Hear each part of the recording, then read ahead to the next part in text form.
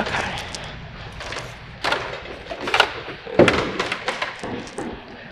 I'm Lala Bling, the newest, hottest chick on the scene, and I just jumped off the porch with dirty glove bastards. Word on the streets, these bitches sleeping on me. I'm about to wake them up. I got these niggas mad. All right, today we got Lala Bling off the porch with us today. Period. How you feeling today? Feeling great. That's great. fantastic. Glad to be here. Fantastic to have you.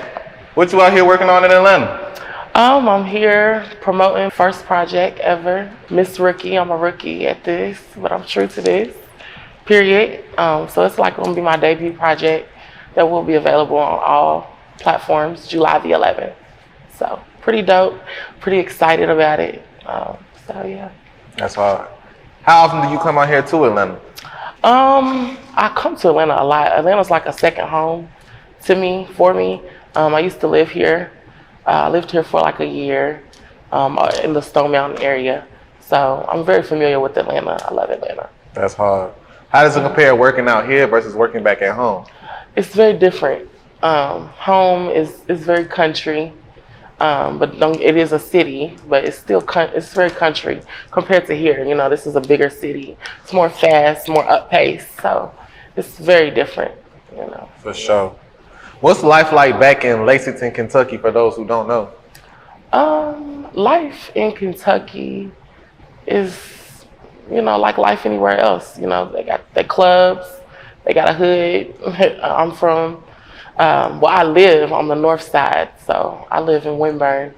I've lived in Winburn most of my life, so I would pretty much say I'm from Winburn.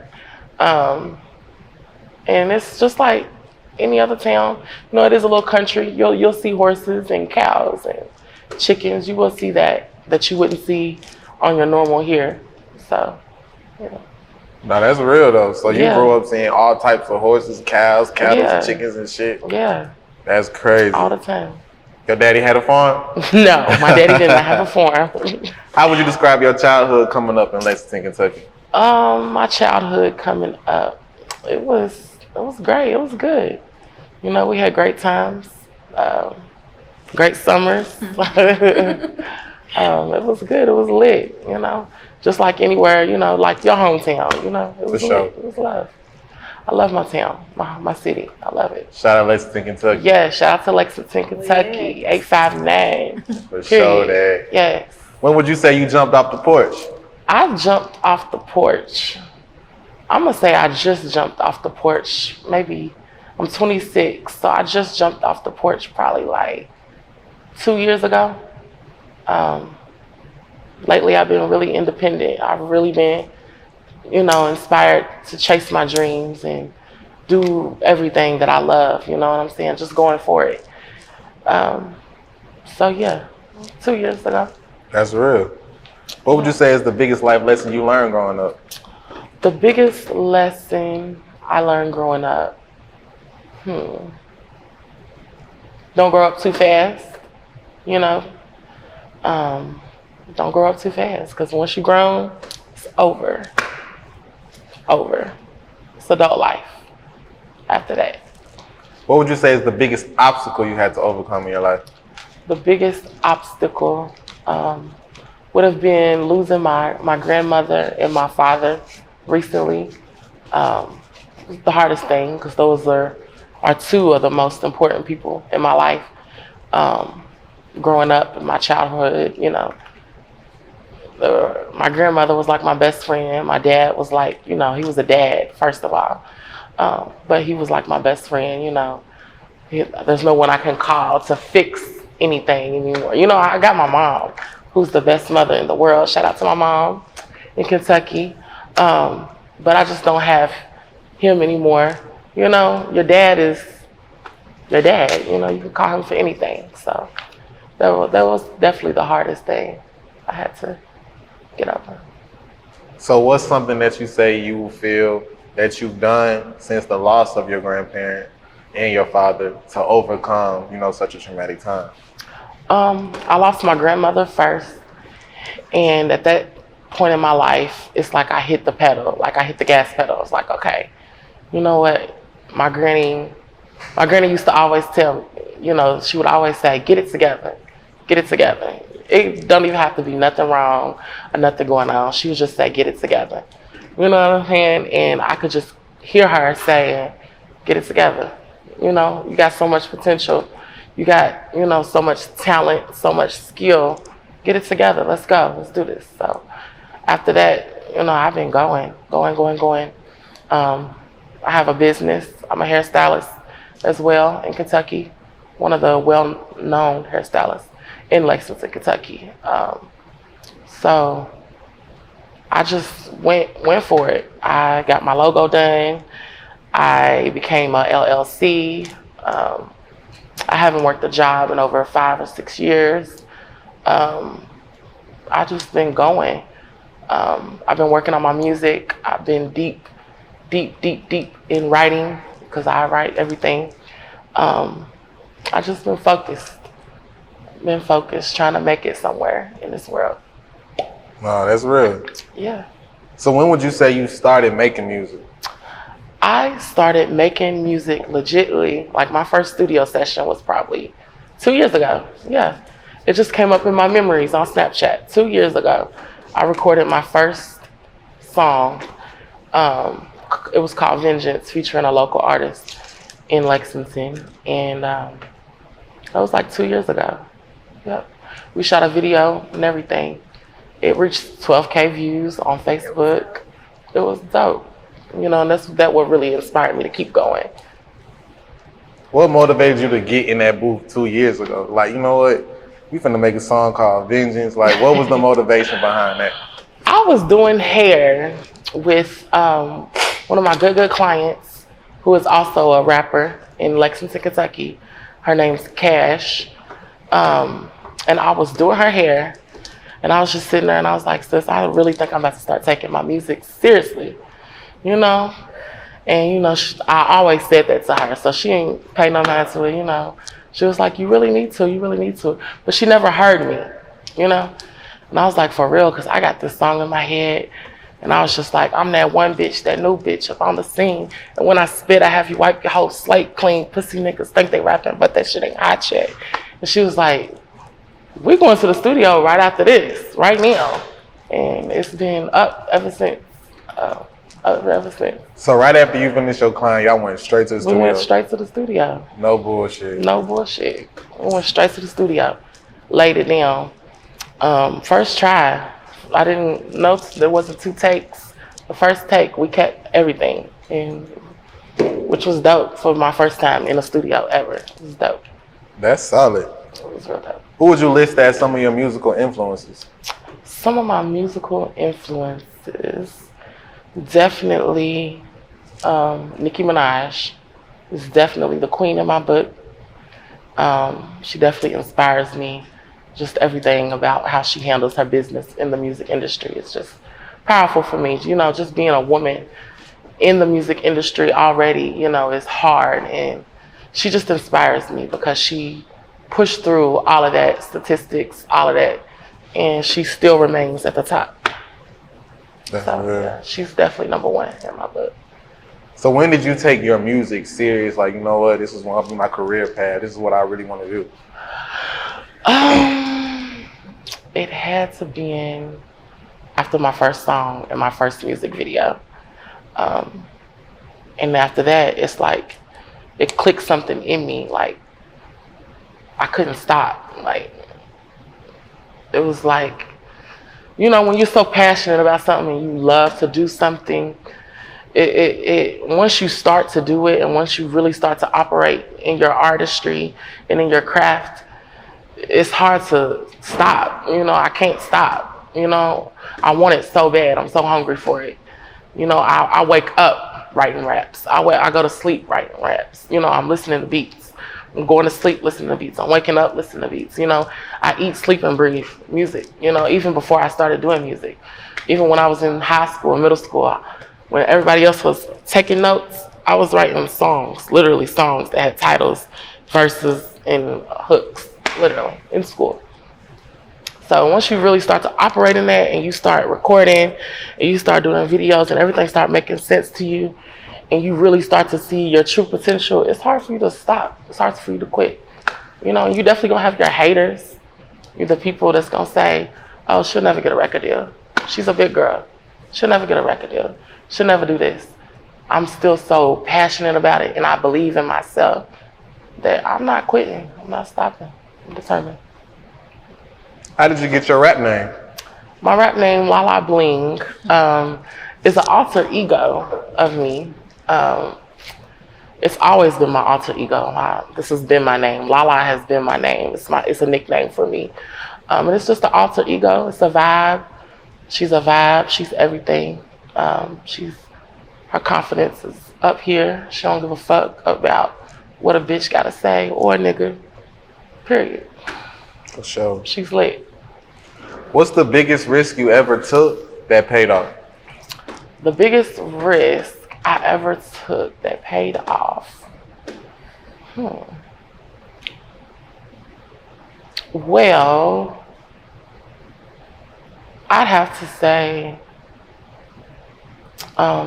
with my business, doing hair, I had a vision of doing a commercial, and I wanted 20 girls in this commercial, and I wanted to do all of their hair. And I did it. And I think that was the biggest thing that I've ever done that paid off, because it definitely put me at, a high bar doing that project, that commercial. Everybody still talks about it today where I'm from. So yeah, that definitely was something that was challenging. I cried. I sweated. Yeah, it was definitely challenging. What would you say is the biggest sacrifice you had to make for your career? The biggest sacrifice? Probably not being around family as much as I'd like to be. Quality time with my siblings and my mom. I don't get to do that a lot because I'm always either trying to get to the next level with my music, or I'm trying to work to pay for my music. It's either one or the other, because I'm an independent artist. So I'm either working to pay for the shit, or I'm working on my music. I don't have a lot of time. So I think that's the biggest sacrifice. How would you describe the music scene back at home in Lexington, Kentucky? The music scene is definitely lit. I'll say that. There's a lot of great local artists in my city. Shout out to Slambucci. Shout out to Cash. Shout out to Black Diamond, TJ. They're on my album. Shout out to, my city. It's a lot of great local artists in my city. It's lit. Would you say that artists are supportive of one another? Yeah, to a certain extent. Why do you feel people overlook the talent coming out of Kentucky for so long? I think because where I'm from, people are so one-track mind and stuck in a box. I think that's why, they more so make music to try to impress their city and the people around than to try to go mainstream or get a record deal. They're stuck in that mind frame of, I'm trying to get a hit that can be played in the club Friday down the street, instead of I'm trying to make a hit that can be played in the club all over the world. You know what I'm saying? Like that. Talk to us about your latest single, Clickbait. Clickbait.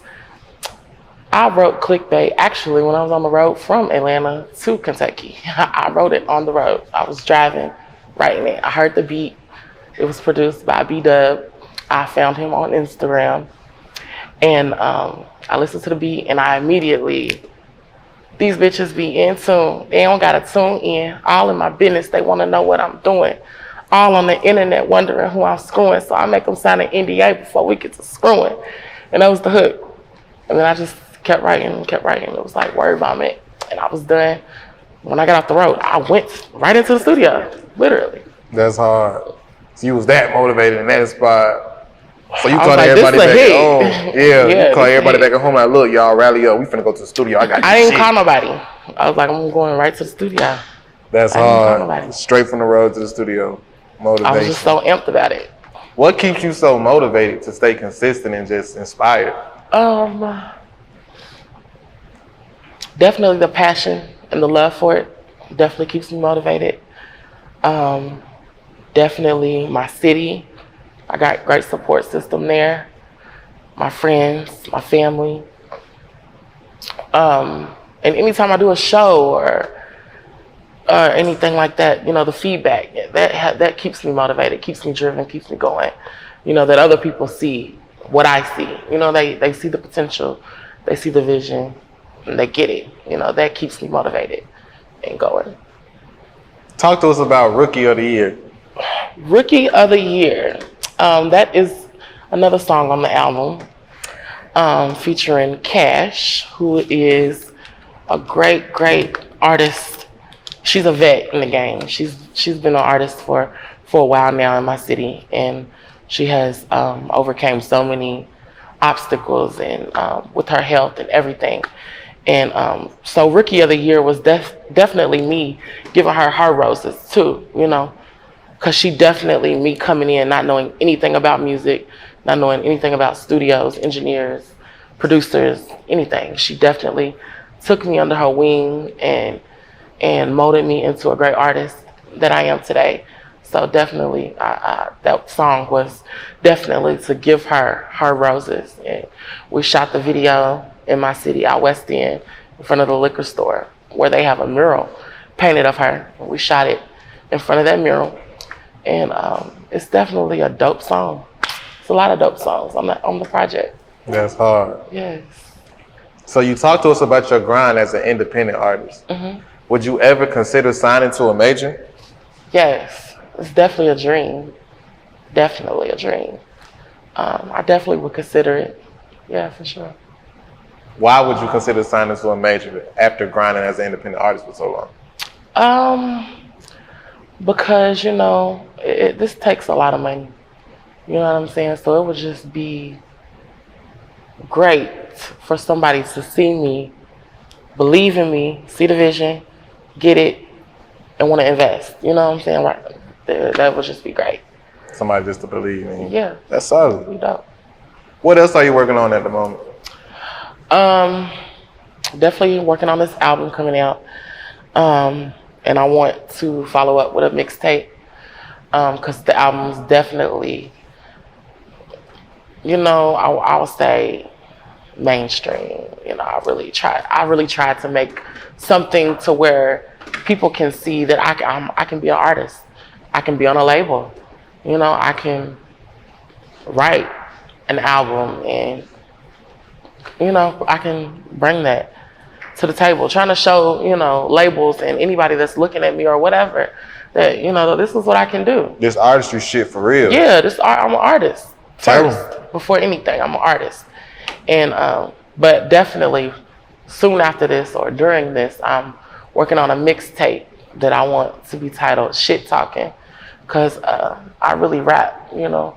And in this industry, you don't find a lot of people that really rap, you know, they really push their pen. And I really be writing, pushing my pen. I really be rapping. I really be trying to do my shit, you know, and I really talk a lot of shit. So, you know, on a mixtape, I can talk a little more shit.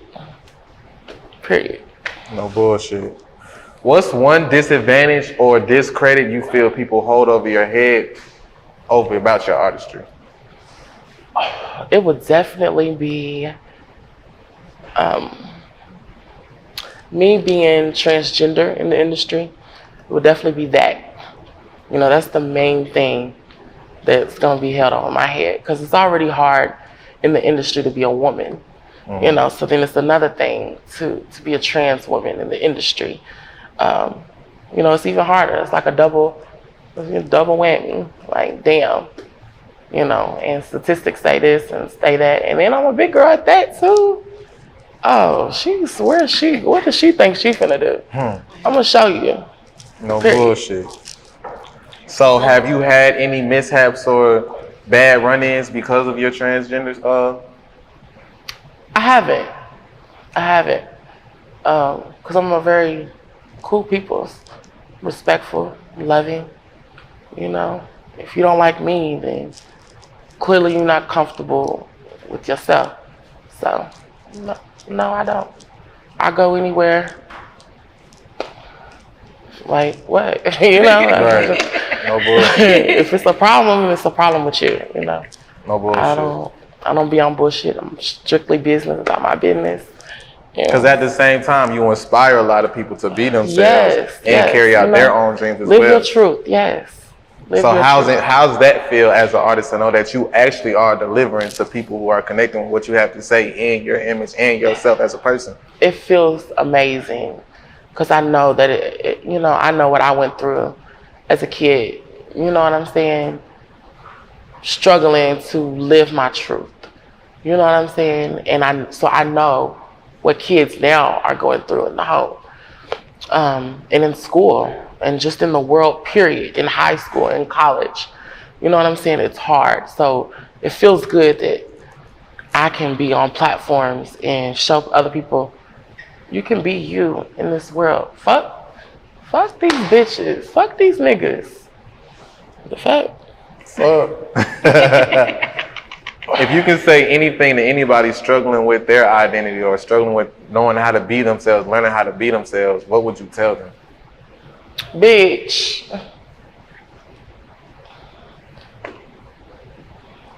Be you. Love you. You have to love you.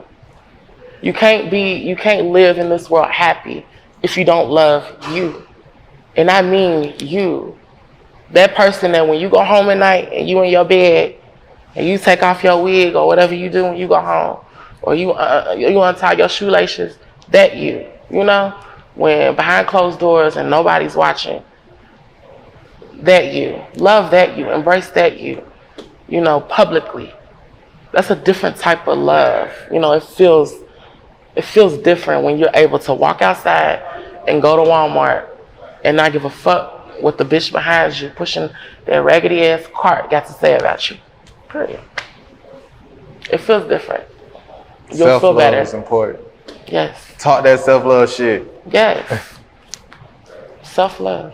Love you. Any last words and shout outs? Yeah, shout out to my mom, shout out to my brothers.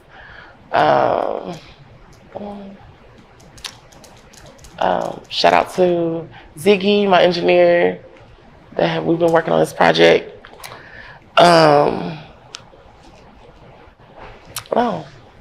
Shout out to my friends who were supposed to be here with my lovely shirt on that are still on the road and they did not make it. Shout out to the twins, Jerica and Jamisha. I love you. Yeah, that's it. For sure. Lala Bling, we appreciate having you today. Yes. Please get my album on July the 11th. Miss Rookie is coming Rookie. out. Rookie of the motherfucking year. Period. It's going bullshit. down. Y'all stay tuned. No for that. bullshit. Yes. Appreciate having you today. Yes. Word on the streets, these bitches sleeping on me. Fuck up. I'm about to wake them up. I got these niggas mad shook when I spit. I wish them good luck.